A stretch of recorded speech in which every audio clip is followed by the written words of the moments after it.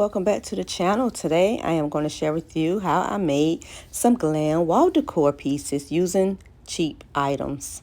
So this wall decor is made up of Dollar Tree items and some things from the craft store. So the tray, which is our base item to build on this decor piece, on this wall decor piece, is a silver tray from the Dollar Tree. You also need some Mod Podge. Now that little small container of Mod Podge is also from the Dollar Tree. Now, if you can't find those items at the Dollar Tree, the craft store will have the Mod Podge and the glass filler that I'm pouring into this cup now, the chip glass, is Ashland brand, and it can be found at Michael's craft store. Now, I'm not sure if it's at all craft stores or Walmarts, but I definitely know that Michael's do carry it. And if you can't find it in store, don't forget to check items online. So to keep mess down and to minimize my waste, I like to pour my stuff in a cup so that I can keep control on how much I am using. So I poured some of the glass fillers into a cup and I added just a little bit of Mod Podge, just enough to coat all of those pieces. And I'm going to put this stuff on using a sponge brush. I like to use a sponge brush because it likes to absorb the stuff that you're using, which is Mod Podge in this case. And then when I go to dab it onto the tray, it will also distribute it nice and evenly. Almost like, brushing, but without the worrying about the bristles pieces being left behind in my artwork. So you're going to see me just pour it on here, and I'm just going to coat the bottom base part of the tray. Now I'm going to try not to get it on the sides. My focus is just to get the base part of the tray, the flat surface of the tray, and not the sides, coated with this Mod Podge and glass mixture.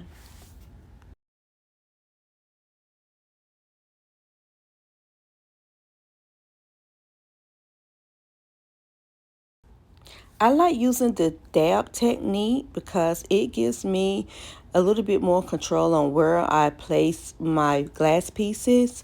So that's why you'll see me using the dab. And not only do it give me control of where I put my glass pieces, it also allows me to release more of the Mod Podge out of that sponge and onto my tray.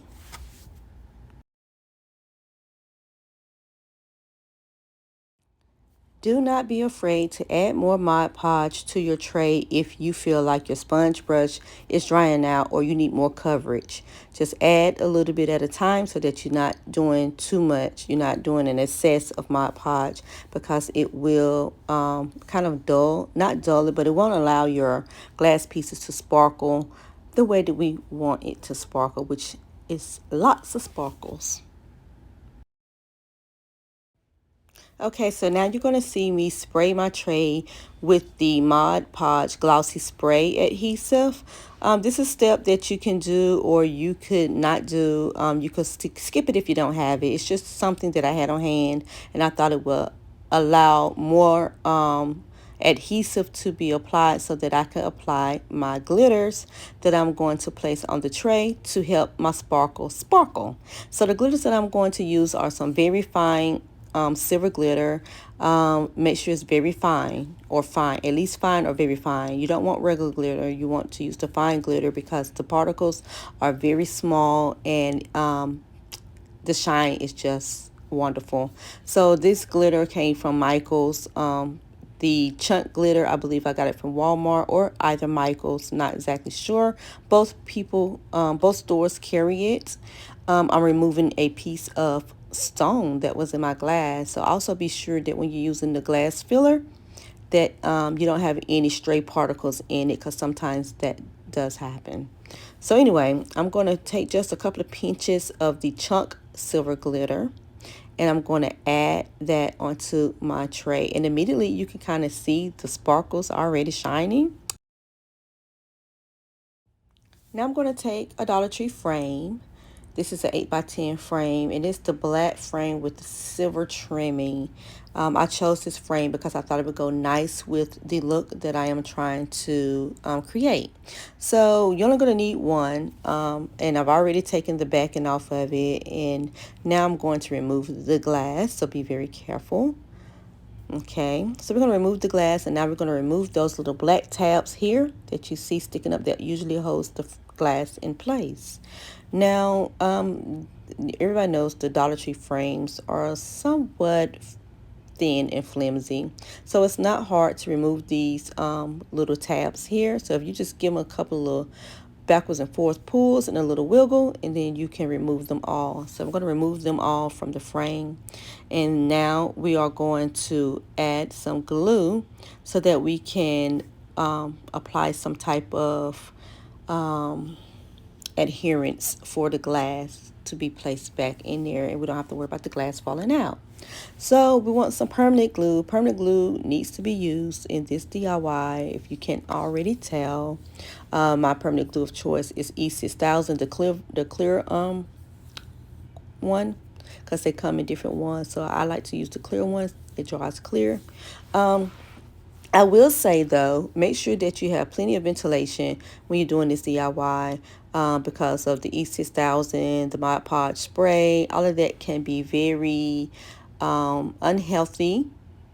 So you want to maybe have a mask on, or make sure you have adequate ventilation. Okay, so we're going to add the E6000 to the corners of the tray like you just saw me do, and I'm going to take this little tab only because it's the first thing that was close to me that I was able to use to spread that E6000 down on the frame where I put it, so that it's not like just bunched up. So when I go to place the glass on it, it doesn't have a lot of spillage or overpour on the sides of the glass.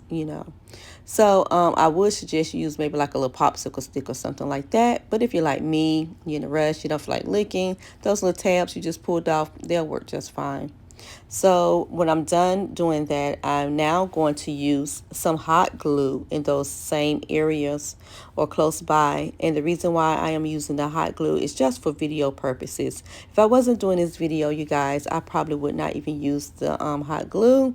I would go ahead and allow the E6000 to dry, and then in a couple of hours come back to complete the next steps. But for video purposes, I am going to add the hot glue so that I can have some type of bond, so I can complete this DIY right now for you guys. So once you apply your hot glue and your E6000 glue, we're going to replace our glass back into the frame.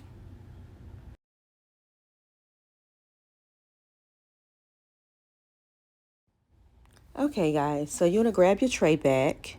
Make sure that your Mod Podge is dry before you move on to this next step. And we're going to place that glass frame right on top. And I'm just kind of eyeball exactly where I want my frame. I want the design to look a certain way. So once I'm happy with my placement, I'm going to take some E6000 and some hot glue, and I'm going to apply it on the rims, or the outside of the frame, the not the frame, but on the outside of the tray. Right here, it looks like I'm putting it on the frame. I am not putting it on the frame. I am putting it underneath or below the frame onto the tray. So you want to apply E6000 to the bottom portion of the tray and the top portion as well, where you want the contact between the tray and the frame to meet. So I hope that makes sense. So once you got that E6000 down, we're going to go ahead and we're going to place our hot glue around the E6000 so that we can have immediate bond.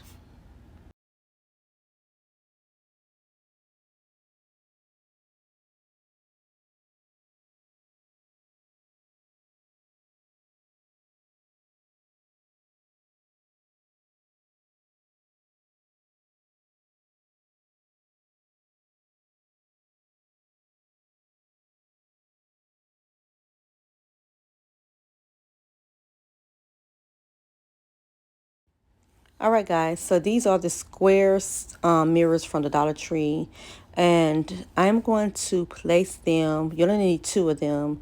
I'm going to place them at the top and the bottom of this design. I'm going to use E6000. It's very important you use some type of permanent glue, because we don't want these mirrors to fall off once we have it hanging on the wall. So I'm going to use plenty of E6000 on the corners of the tray because I'm going to place the mirror onto the design like in a diamond shape. I'm not going to place it square shape. I want it to look like it's a diamond. So you want to kind of put it at an angle, and you will see what I'm talking about in a minute. So I'm not going to put it, see how I'm putting it down, putting it like at the diamond fashion where the points are up and down. So you want to do that, and you want to make sure the other 2 points are on the frame. So that's what I'm adhering the mirror to the frame.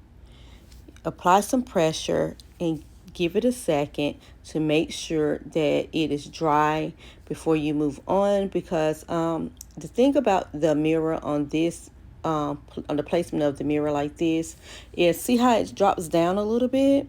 Well, when you hold it, it kind of let it dry in the air so it doesn't do that drop down. But if you don't have time or you don't trust it, I suggest you use like a little marble or a little tiny little wood block or something underneath the mirror to help keep it elevated while it dries, so you don't have to stand there the whole time and wait for it to dry. That's if you choose to. You know, I didn't do it, so you can proceed without doing that step. It's just that it's easier, especially if you're not going to use the hot glue for a quick bond. You definitely need something underneath the mirror that's not permanent, but something that you can remove once it's dry, to keep that mirror frame elevated so that it can adhere to the frame in the right position. I hope that makes sense. I know that was a mouthful, but I hope you get the idea that I'm trying to share with you.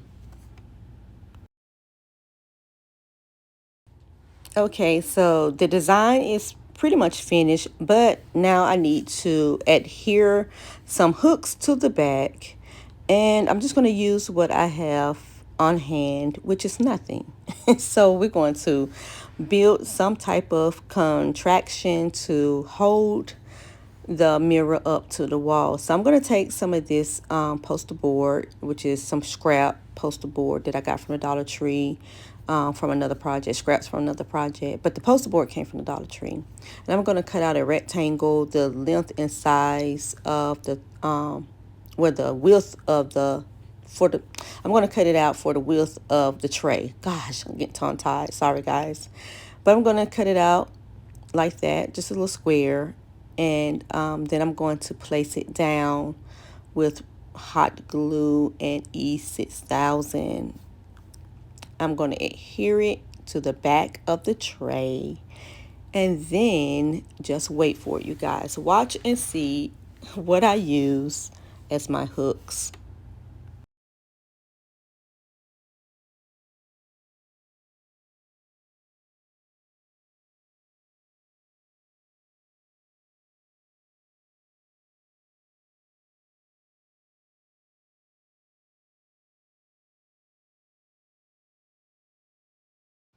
All right, you guys, here it is. You remember the back of the picture frame that I removed earlier? Well, this is what I'm going to use as my hooks. The hooks that are on the back of that frame, I am cutting it out, and I am going to reuse them on our new piece and cross my fingers that it works, which it did, by the way. So I'm just cutting out little squares, and then I'm going to shape those squares up to where they are kind of equal in height, so that when I put them on there, that they are the measurements line up well, so that I don't have a hook that's kind of higher than the other, because then that will serve no purpose, because my decor piece will not hang evenly. So be sure to, if you're going to do this little trick, be sure to cut your squares as equal as you can, or at least glue them where the actual hooks line up with each other. So I'm going to adhere them to the back of the tray with some glue.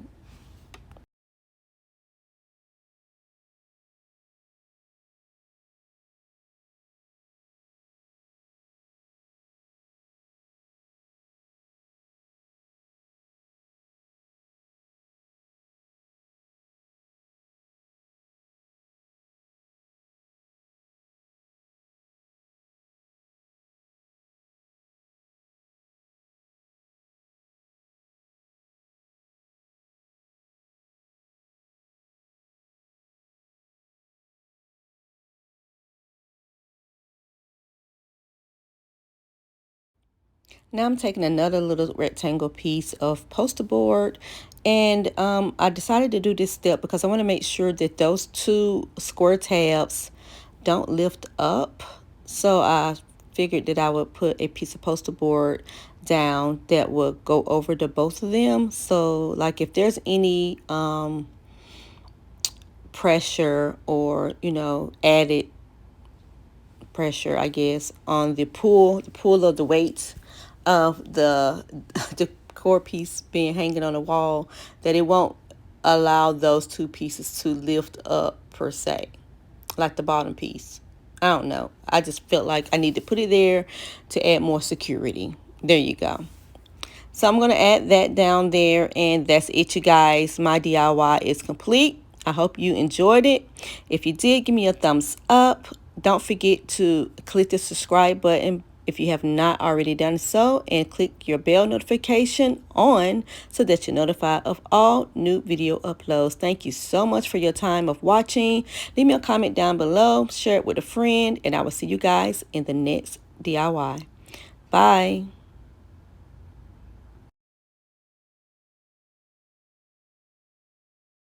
About to leave, already packing. Come with me, I'm not really asking. We'll get away to a place where we don't know